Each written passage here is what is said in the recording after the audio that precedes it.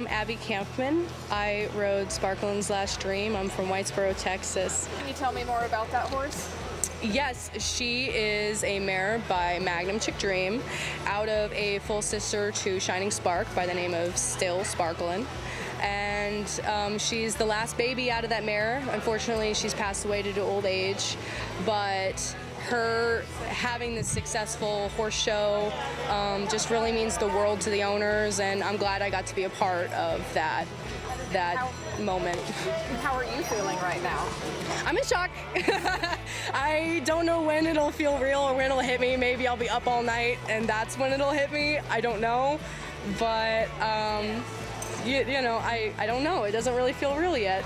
I'm sure it will during the awards tonight. I'll probably cry, but you know. Well, I'm so happy for you. Can you tell me how the run went today? She showed as well as I could have hoped for her to show. You know, I just had to trust. She really taught me how to be a better showman and how to trust that what I worked on outside the pen would then translate and she would be with me. And even if she kind of felt like a little distracted or a little wiggly, that I could just keep going forward and she would stay with me. So she really taught me and helped me learn to be a better showman. So the run went, it went as well as I could have hoped. I think the first set of turns, she may have gotten it confused for a rollback a little bit, but that's just Futurity stuff. That's just 3-year-old stuff sometimes. So how has she prepared this week leading up to this? Did you feel pretty confident going in today? The first go I felt confident, and the second go I pushed her a little harder, and we had some penalties. I was a nail biter for the second go to see if I would make it here. And today I felt nervous, but then I realized that I was prepared and that we could do this, and we could do the best we could do and see if that was enough. So. How many years have you been preparing or been vying for a Futurity championship? Well, the first time I came here, oh gosh, how many years ago was that now? This is the year before I started working for trainers and being an assistant. I came here and I was just in awe of how amazing these horses were at this caliber and how amazing all the riders were, and I just wanted to be here, you know? And so I saw Help Wanted sign. Todd Summers took a chance on me, and I worked for him for 2 years, and that didn't scare me away, and it was an amazing learning experience, and I decided to keep going and see how far it would take me. And so then I moved across the street to Casey Hinton. I've been working for him for 6 years, and so I always joke that I'm a college dropout to be a horse trainer, and I don't regret it at all. It's just been an amazing experience. So it's hard to say. This is my third Futurity. Last year I tied for third, and so I just wanted to have the best run that the mare and I could have and see what that would do for us, and it was enough. So. Did you come over from a different discipline before riding? Yes, my parents rode eventing horses, and I rode anything people would let me get on. And then there was a non-pro at the barn who saw me ride, said, "Hey, try out reining." He lent me his Andrea Fappani VHS tapes. Now we have virtual horse help. At the time, we didn't have that. So, so at the time, it was just borrowing people's VHS tapes. So I took notes and I did the exercises in the tapes, and I was able to go to some clinics and get some extra help from local trainers, what I could afford to do and what I had time to do. And I ended up reserve in the youth at the Paint World. I don't know, something like that. It got me hooked after that, you know. And so then I knew I had to learn more. That's all I wanted to do, was just learn more. Are you still learning?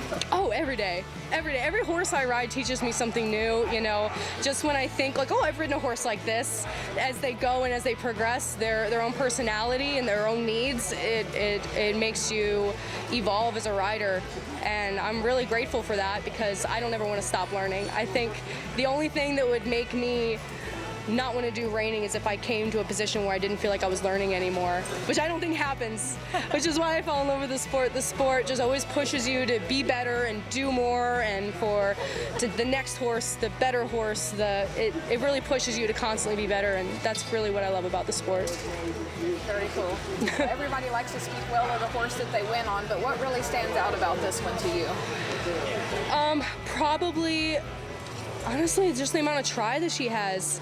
She's just always comes out and is always kind and is always trying, and if I do something one day that maybe I shouldn't have, she's so forgiving and she's just so sweet that and when I showed her, she was the same way, that she just tried her heart out every single run. And at the Futurity, where you have 3 runs, you need a horse with a good mind like that, and you need a horse that's going to try for you and be a good partner. So that's really what stands out the most about her. Great answer. What's the plan going forward for her? For her, I'm not sure. I think there are some people that are wanting to try her out, so I know she'll make a great horse for somebody else. I'm gonna miss her a lot, but hopefully we sell her to someone who's gonna stay around so I can still see her. But yeah, that's the plan for her. Who do you want to thank for helping you get here today? Well, I would really, of course, like to thank Casey Hinton for the past 6 years of coaching. When I was choosing who to work for and who to work under, I quickly realized that you need to work for someone who isn't just going to just help you, but be a teacher and be a mentor and genuinely care about your success and push for you to be successful.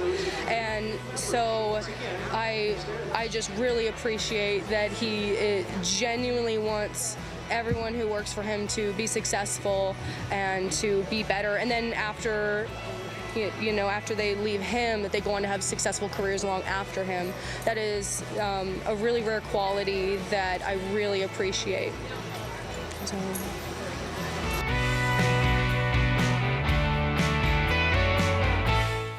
Amanda, it's a pleasure to be here tonight representing Markel. I am Frank Costantini, the Director of Western Disciplines. Along with the team of specialists, we offer the various products that Markel offers to the equine industry, primarily of the Western Disciplines.